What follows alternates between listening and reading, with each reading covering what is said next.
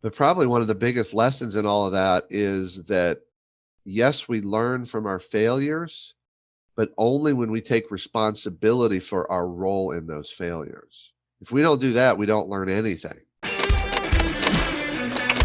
Hey guys, welcome back to the Leadership Stack Podcast, the podcast for entrepreneurs by entrepreneurs to increase your leadership, teamwork, and profits.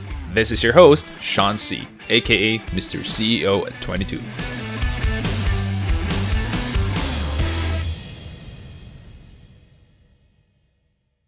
So when people say it must have been hard to stop being a lawyer, I said, no, what was really hard was to walk away from something I had created and to know that me doing that put people and the business at risk. But I do believe people have to do what's right for them, because if I don't do what's right for me, I can't be the leader. Jeff, I want to know, just bringing it back a little bit, and I 100% agree that you have to communicate not just with your wife, your spouse, but you have to communicate with everyone involved. So I wonder, when you told your wife that, hey, you know what, I think this is what I want to do, how did you figure that out? How did you know that I want to take the consulting and coaching and speaker road instead?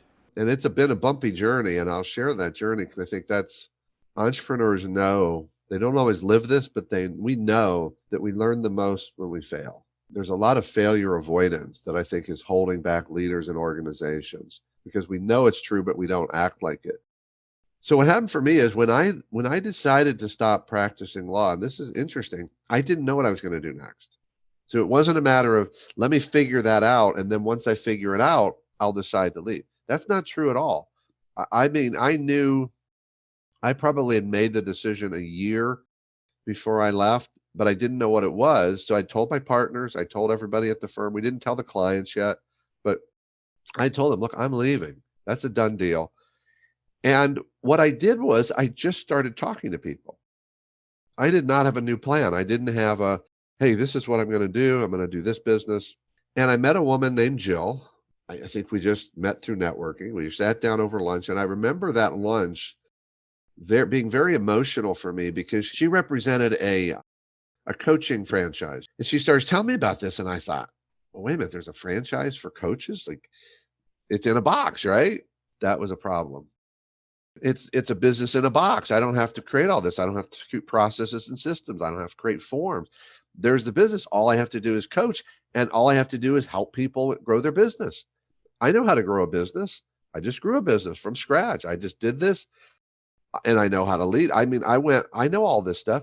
I'm just going to go help everybody else. And I remember sitting at lunch saying, this is it. Oh my God, this feels so good. I love helping people. And that was a big draw for me, because one of the things that really was hard for me in practicing law is I didn't feel like I was helping people. I was a litigator or a trial lawyer. So people were always fighting. Everybody was trying to get theirs. No one was trying to work together. And I'm more of a collaborative person. So I said, I get to go help people improve their business and their lives. That's me. And I felt it in my soul. It was that kind of feeling. But there's one problem. So I decided to do that. I buy the franchise, do the training, and 3 years later, I'm out of business. I had failed. And I had failed for the first time really in my life. I'd never failed at anything. I mean, I failed in little ways, but I never really failed. I was an athlete, played college baseball and at a pretty high level. I did well in school, did well in law school, had become I was a winner. And that business, we were out of business in 3 years. But probably one of the biggest lessons in all of that is that, yes, we learn from our failures, but only when we take responsibility for our role in those failures. If we don't do that, we don't learn anything. And that was true for me for almost 5 years, because what happened was I told myself a story that was based on truth, but it wasn't a true story. And I'm going to walk through it, because this is one of the biggest things I've learned in my entire life, is that things can be true, but not the truth. Because for 5 years, when people would say, including when I asked myself, what happened to that business? I would say 3 things happened. 1, the franchisor didn't honor their commitments. That's true. Verifiably true. I mean, we had a dispute. We have a settlement agreement. It's confidential. I'm never allowed to talk about it. over that issue. So the issue with the franchisor was absolutely true. The second truth is that I started that business right in the middle of the dot-com bust. That was the worst recession since the Depression. Now, we had a worse one in 08 to 010 here in the United States. But it was verifiably true that I started that business in a recession.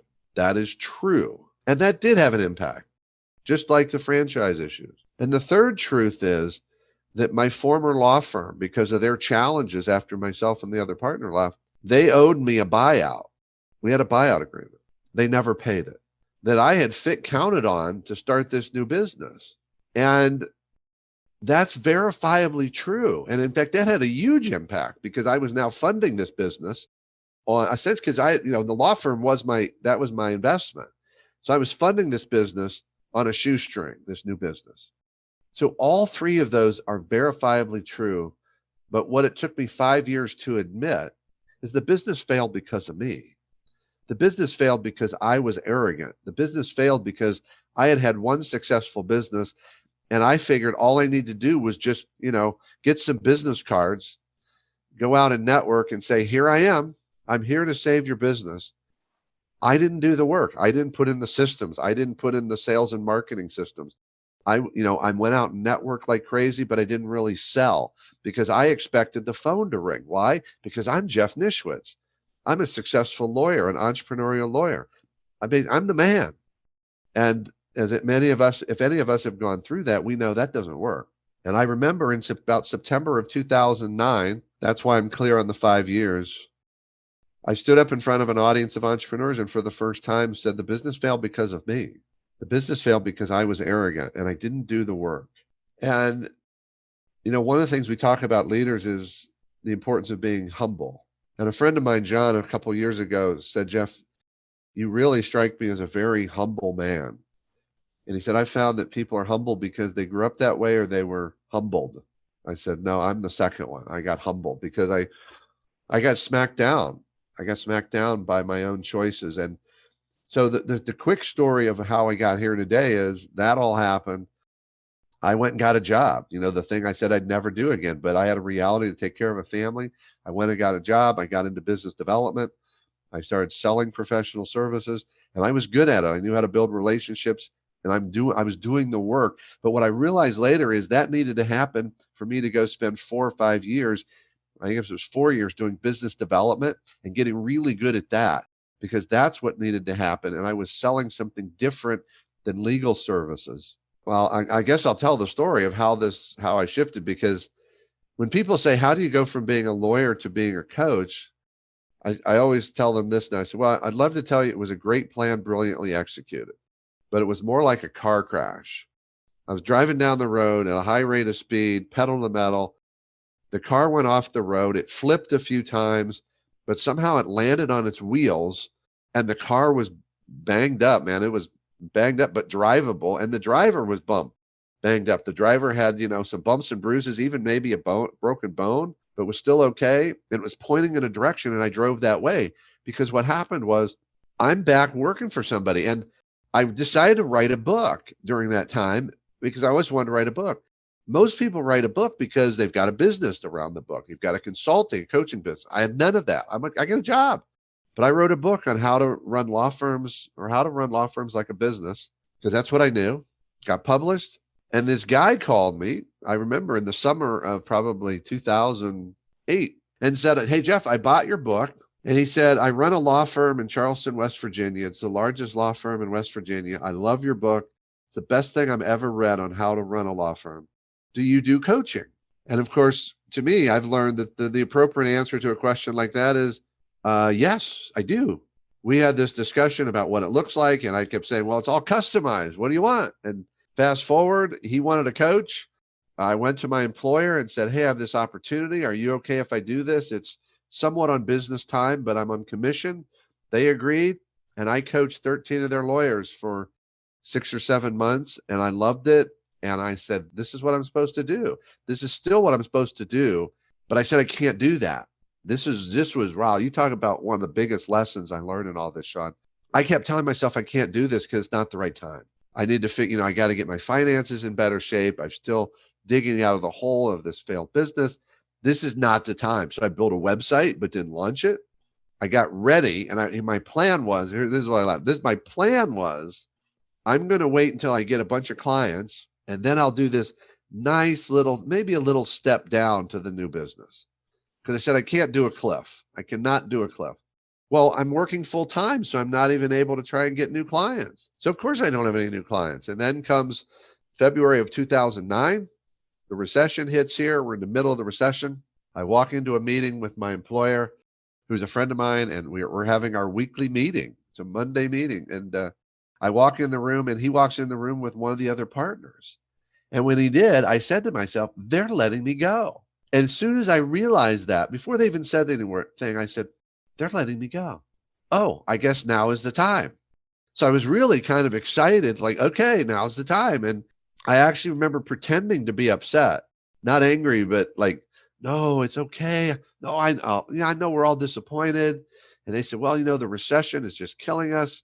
And so I started the new business from scratch. I jumped off I was pushed off the cliff in a way. And I had no clients. I had no prospects. I had no sales funnel. I was still in a deep hole financially. It was the worst possible time. However, when I told someone about a month later, when I was telling them about this, and they were telling me I was crazy, I said, I think it's always the right time for the right thing. And that was the right thing. And that was the impetus I needed to sort of get the kick to jump back into what I was meant to do. But man, there was no plan to any of this. And now here I am 12 years later, taking my lumps. This year's been a challenging year with COVID. Well, I'm still a professional speaker, not doing much of that. Have lost a lot of business this year, but I'm still here, still adding value, still growing, still figuring out the new things. But man, those lessons of, what it takes and waiting till the right time. And people tell me all the time, this is not a right time. I said, well, I did it when it was the complete wrong time, except it was the right time. This episode is partnered up with Armoury.ph. Armoury is an online watch store and is the exclusive distributor of the brands TW Steel, Dion Milano, Fonderia, Luminox, and Mondane in the Philippines. Yes, folks, those are Italian watch brands. If you are looking to buy your next go-to luxurious everyday watch, go to Armoury.ph and enter the coupon code LS30. Armoury.ph delivers straight to your doorstep with a security tape to make sure that your package is safe from theft, arrives on time, and is guaranteed working 100%. Go to Armoury.ph and buy your first luxury watch today. Siyempre, the US won't be out, pero China's taking over. I think so. Tsaka sila sobrang aggressive nila Sobrang, di ko alam kung parang western na sila, sobrang upfront, sobrang direct. Bayad na ako ngayon, ganun sila.